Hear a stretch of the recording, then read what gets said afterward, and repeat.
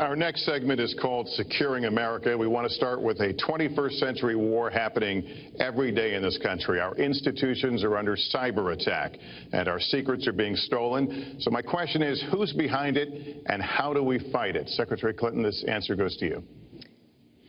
Well, I think cybersecurity, cyber warfare, will be one of the biggest challenges facing the next president, because clearly we're facing at this point two different kinds of adversaries. There are the independent hacking groups that do it mostly for commercial reasons, to try to steal information that they then can use to make money.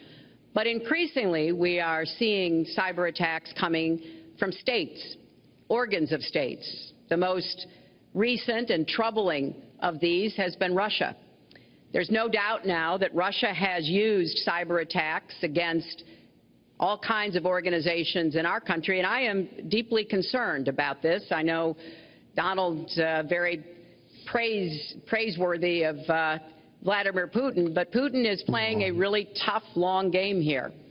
And one of the things he's done is to let loose cyber attackers to hack into government files, to hack into personal files, hack into the Democratic National Committee.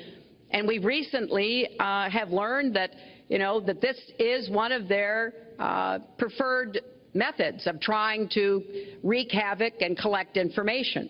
We need to make it very clear, whether it's Russia, China, Iran, or anybody else, the United States has much greater capacity, and we are not going to sit idly by and permit state actors to go after our information, our private sector information or our public sector information. And we're going to have to make it clear that we don't want to use the kinds of tools that we have. We don't want to engage in a different kind of warfare, but we will defend the citizens of this country. And the Russians need to understand that. I think they've been treating it as almost a probing. How far would we go? How much would we do? And that's why I was so shocked when Donald publicly invited Putin to hack into Americans. That is just unacceptable. It's one of the reasons why 50 national security officials who served in Republican administration have said that Donald is unfit to be the commander-in-chief. It's comments like that that really worry people who understand the threats that we face. Mr. Trump, you have 2 minutes on the same question. Who's behind it, and how do we fight it? I do want to say that I was just endorsed, and more are coming next week. It'll be over 200 admirals, many of them are here, admirals and generals endorsed me to lead this country. That just happened, and many more are coming, and I'm very proud of it. In addition, I was just endorsed by ICE. They've never endorsed anybody before on immigration. I was just endorsed by ICE. I was just recently endorsed 16,500 Border Patrol agents. So when Secretary Clinton talks about this, I mean, I'll take the admirals and I'll take the generals any day over the political hacks that I see that have led our country so brilliantly over the last 10 years with their knowledge, okay? Because look at the mess that we're in. Look at the mess that we're in. As far as the cyber, I agree to parts of what Secretary Clinton said. We should be better than anybody else, and perhaps we're not. I don't think anybody knows it was Russia that broke into the DNC. She's saying Russia, Russia, Russia, but maybe it was. I mean, it could be Russia, but it could also be China. It could also be lots of other people. It also could be somebody sitting on their bed that weighs 400 pounds, okay? You don't know who broke in to DNC, but what did we learn with DNC? We learned that Bernie Sanders was taken advantage of by your people, by Debbie Wasserman Schultz. Look what happened to her. But Bernie Sanders was taken advantage of. That's what we learned. Now, whether that was Russia, whether that was China, whether it was another country, we don't know. Because the truth is, under President Obama, we've lost control of things that we used to have control over. We came in with the Internet, we came up with the Internet, and I think Secretary Clinton and myself would agree very much. When you look at what ISIS is doing with the Internet, they're beating us at our own game, ISIS. So we have to get very, very tough on cyber and cyber warfare. It is a huge problem. I have a son. He's 10 years old. He has computers. He is so good with these computers. It's unbelievable. the security aspect of cyber is very, very tough, and maybe it's hardly doable. But I will say we are not doing the job we should be doing. But that's true throughout our whole governmental society. We have so many things that we have to do better, Lester, and certainly cyber is one of them. Secretary Clinton. Well, I think there are a number of issues that we should be addressing. I have put forth a plan to defeat ISIS. It does involve going after them online. I think we need to do much more with our tech companies to prevent ISIS and their operatives from being able to use the Internet to radicalize, even direct people in our country and Europe and elsewhere. But we also have to intensify our air strikes against ISIS and eventually support our Arab and Kurdish partners to be able to actually take out ISIS in Raqqa and their claim of being a caliphate. We're making progress. Our military is assisting in Iraq, and we're hoping that within the year we'll be able to push ISIS out of Iraq and then, really squeeze them in Syria. But we have to be cognizant of the fact that they've had foreign fighters coming to volunteer for them, foreign money, foreign weapons. So we have to make this the top priority, and I would also do everything possible to take out their leadership. I was involved in a number of efforts to take out al-Qaeda leadership when I was Secretary of State, including, of course, taking out bin Laden, and I think we need to go after Baghdadi as well, make that one of our organizing principles, because we've got to defeat ISIS, and we've got to do everything we can to disrupt their propaganda efforts online. You mentioned ISIS, and we think of ISIS certainly as over there, but there are American citizens who have been inspired to commit acts of terror on American soil. The latest incident, of course, the bombings we just saw in New York and New Jersey, the knife attack at a mall in Minnesota, and the last year, deadly attacks in San Bernardino and Orlando. I'll ask this to both of you. Tell us specifically how you would prevent homegrown attacks by American citizens. Mr. Trump. Well, first I have to say one thing, very important. Secretary Clinton is talking about taking out ISIS. We will take out ISIS. Well, President Obama and Secretary Clinton created a vacuum the way they got out of Iraq, because they got out, they shouldn't have been in, but once they got in, the way they got out was a disaster, and ISIS was formed. So she talks about taking them out. She's been doing it a long time. She's been trying to take them out for a long time. But they wouldn't have even been formed if they left some troops behind, like 10,000 or maybe something more than that. And then you wouldn't have had them. Or, as I've been saying for a long time, and I think you'll agree because I said it to you once, had we taken the oil, and we should have taken the oil, ISIS would not have been able to form either, because the oil was their primary source of income. And now they have the oil all over the place, including the oil, a lot of the oil in Libya, which was another one of her disasters. Secretary Clinton. Well, I hope the fact checkers are turning up the volume and really working hard. Donald supported the invasion of Iraq. Wrong. That is absolutely wrong. Proved over and over again. Wrong. He actually advocated for the actions we took in Libya and urged that Gaddafi be taken out after actually doing some business with him one time. But the larger point, he says this constantly, is George W. Bush made the agreement about when American troops would leave Iraq, not Barack Obama. And the only way that American troops could have stayed in Iraq is to get an agreement from the then Iraqi government that would have protected our troops. And the Iraqi government would not give that. But let's talk about the question you asked, Lester. The question you asked is, what do we do here in the United States? That's the most important part of this. How do we prevent attacks? How do we protect our people? And I think we've got to have an intelligence surge where we are looking for every scrap of information. I was so proud of law enforcement in New York, in Minnesota, in New Jersey. You know, they responded so quickly, so professionally to the attacks that occurred by Rahami.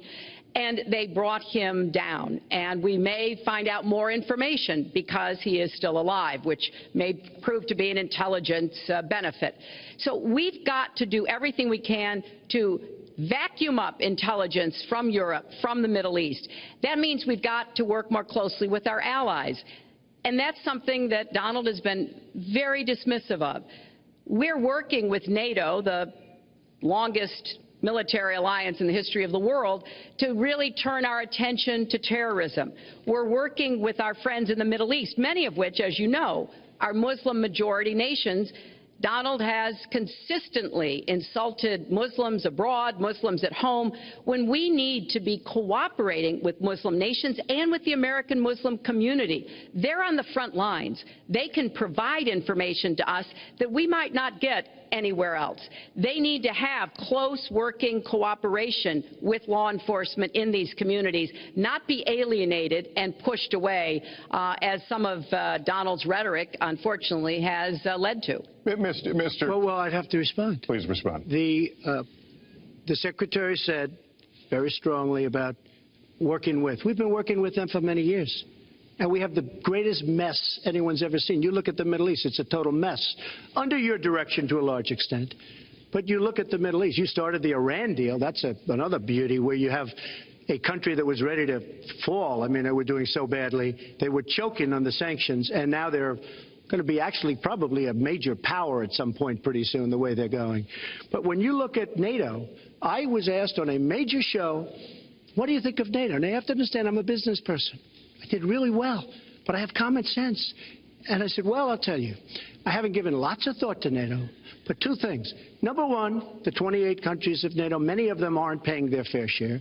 Number two, and that bothers me because we should be, yes, we're defending them, and they should at least be paying us what they're supposed to be paying by treaty and contract.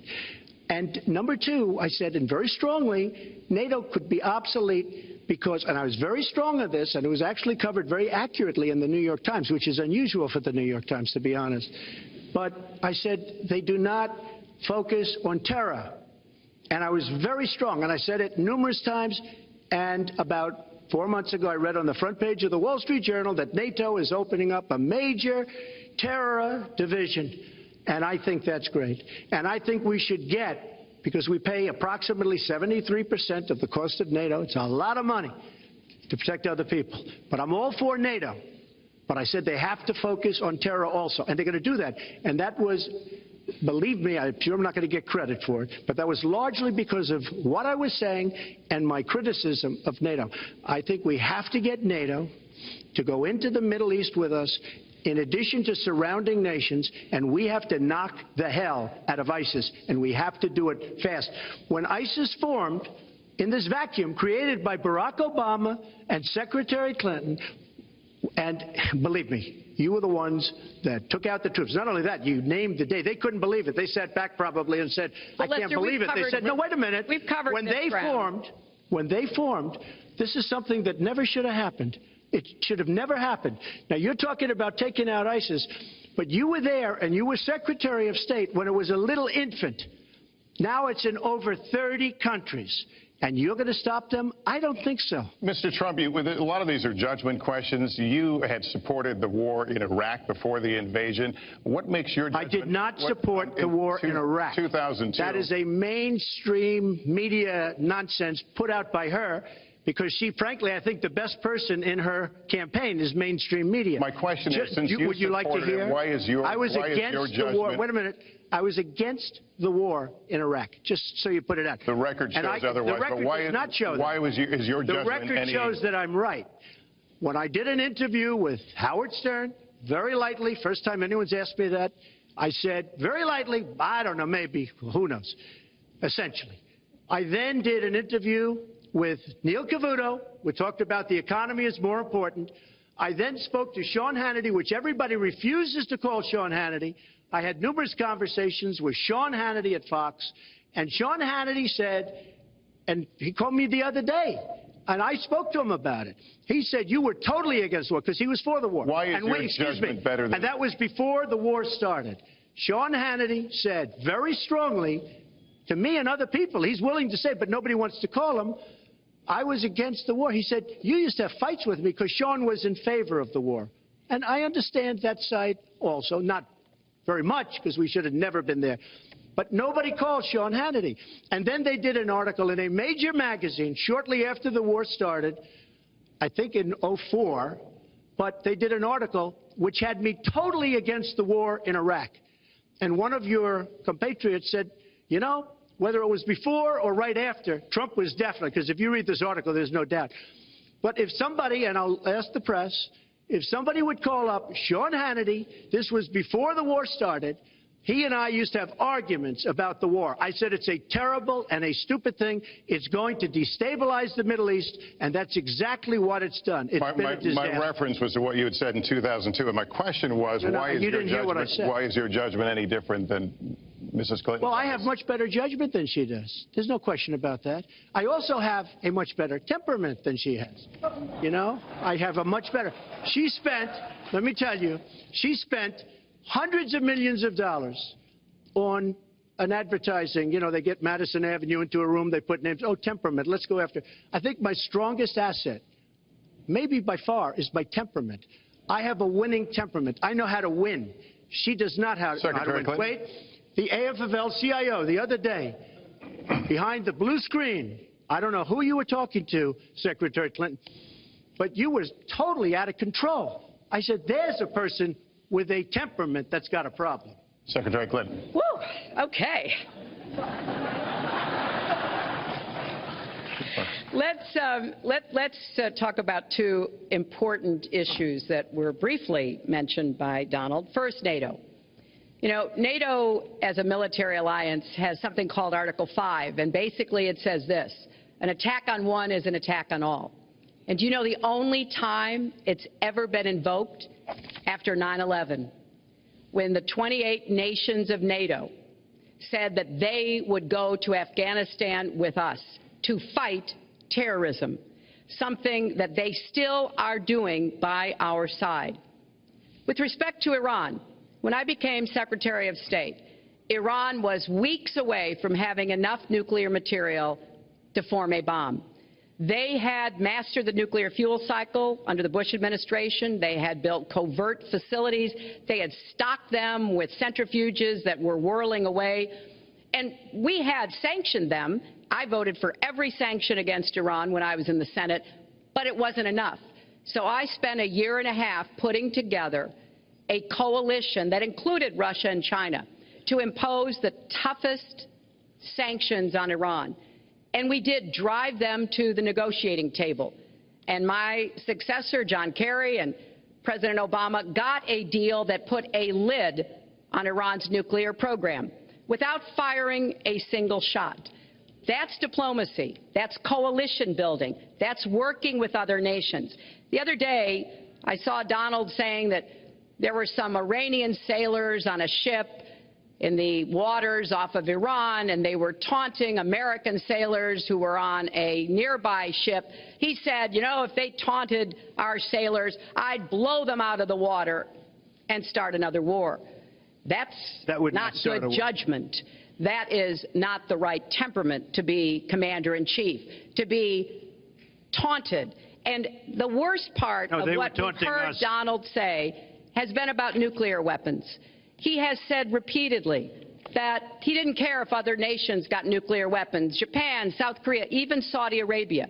It has been the policy of the United States, Democrats and Republicans, to do everything we could to reduce the proliferation of nuclear weapons. He even said, well, you know, if there were a nuclear war in East Asia, well, you know, that's fine. You know, have a good time, folks. And in fact, his cavalier attitude about nuclear weapons is so deeply troubling.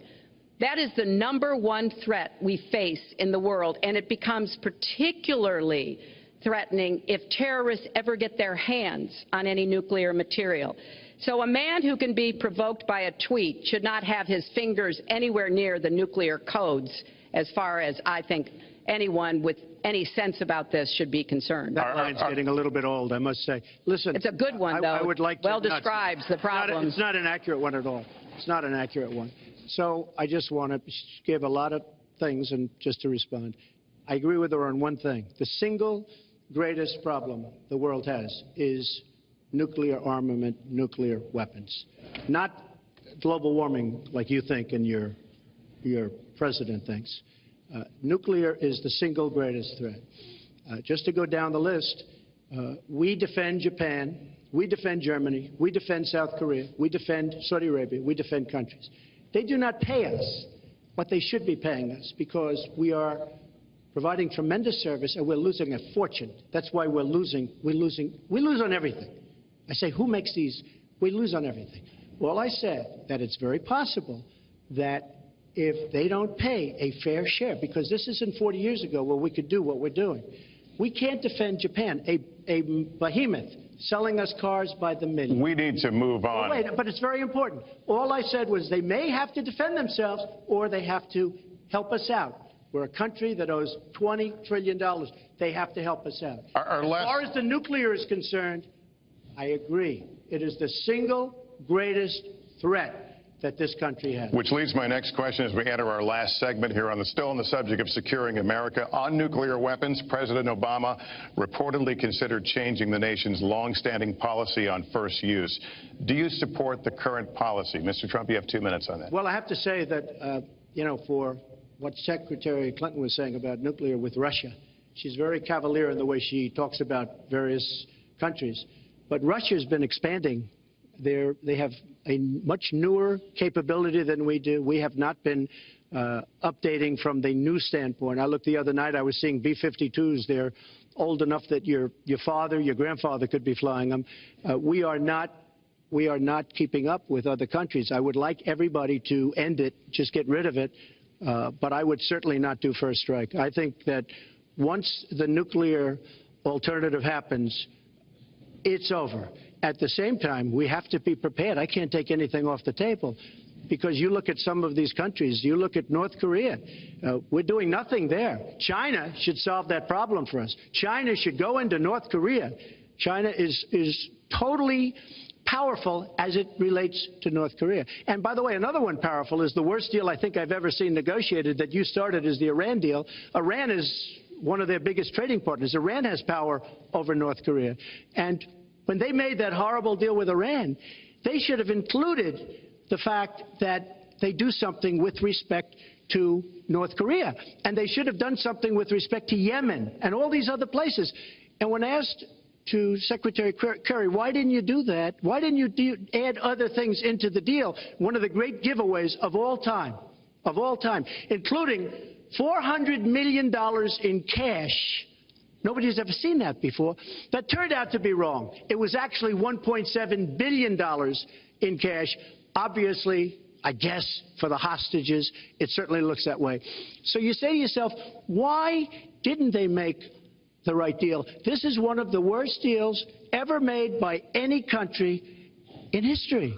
The deal with Iran will lead to nuclear problems. All they have to do is sit back 10 years, and they don't have to do much, and they're going to end up getting nuclear. I met with Bibi Netanyahu the other day. Believe me, he is not a happy camper. All right. Mrs. Clinton, Secretary Clinton, you have 2 minutes. Let me start by saying words matter. Words matter when you run for president, and they really matter when you are president. And I want to reassure our allies in Japan and South Korea and elsewhere that we have mutual defense treaties and we will honor them. It is essential that America's word be good. And so I know that this campaign has caused some questioning and some worries on the part of many leaders across the globe. I've talked with a number of them.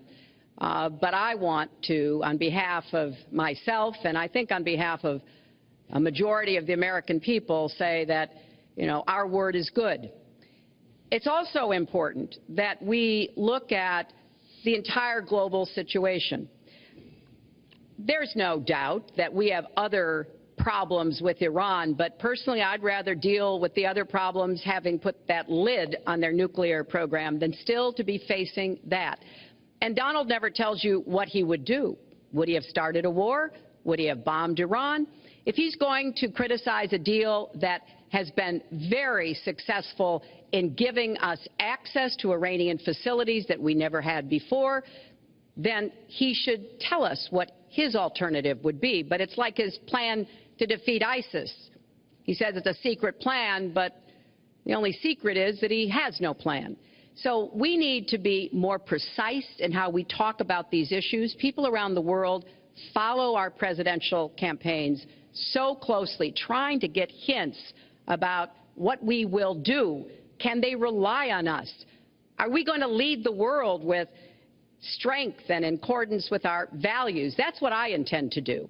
I intend to be a leader of our country that people can count on, both here at home and around the world, to make decisions that will further peace and prosperity, but also stand up to bullies, whether they're abroad or at home. We cannot let those who would try to destabilize the world, to interfere with American interests and security, to be given any opportunities at all. Let's do one thing I'd like to say. Very quickly. I will go very quickly, but I will tell you that Hillary will tell you to go to her website and read all about how to defeat ISIS, which she could have defeated by never having it, get going in the first place. Right now, it's getting tougher and tougher to defeat them because they're in more and more places, more and more states, more and more nations. Mr. Trump. And it's a big problem. And as far as Japan is concerned, I want to help all of our allies. But we are losing billions and billions of dollars. We cannot be the policeman of the world. We cannot protect countries all over the world where they're not paying us what we need. We have just a few final questions. She doesn't say that because she's got no business ability. We need heart. We need a lot of things. But you have to have some basic ability. And sadly, she doesn't have that. All of the things that she's talking about could have been taken care of during the last 10 years, let's say, while she had great power. But they weren't taken care of. And if she ever wins this race, they won't be taken care of. Mr. Trump, this